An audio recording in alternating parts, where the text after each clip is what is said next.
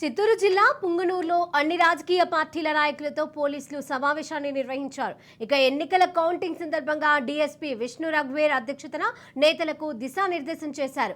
Counting రోజున ఎవరైనా అవాంఛనీయ ఘటనలకు పాల్పడితే కఠిన చర్యలు తప్పవని హెచ్చరించారు. ఇక పుంగనూరు నియోజకవర్గంలోని పలు గ్రామాలలో అవగాహన కార్యక్రమాలను నిర్వహించారు. జూన్ 9 వరకు 144 సిఆర్పిసి అమలులో ఉన్నందున కట్టుదిట్టమైన చర్యలను చేపడతామని అన్నారు.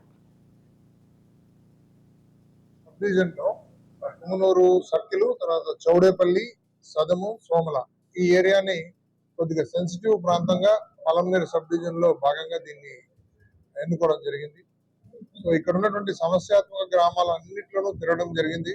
ప్రతిరోజు కనీసం అంటే ఒక 7-8 గ్రామాల్లో మేము గ్రామ సభలు నిర్వహించి ప్రజల్ని అప్రమత్తం చేస్తూ ఎలాంటి అవాంఛనీయ సంఘటనలు జరగకుండా మేము పికెట్స్ వేసాం.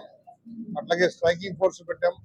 మొబైల్ స్ట్రైకింగ్ ఫోర్స్ ఉన్నాయి, స్పెషల్ స్ట్రైకింగ్ ఫోర్స్ ఉన్నారు, మాక్సిమం ఫోర్స్ ఇక్కడ ఉంది.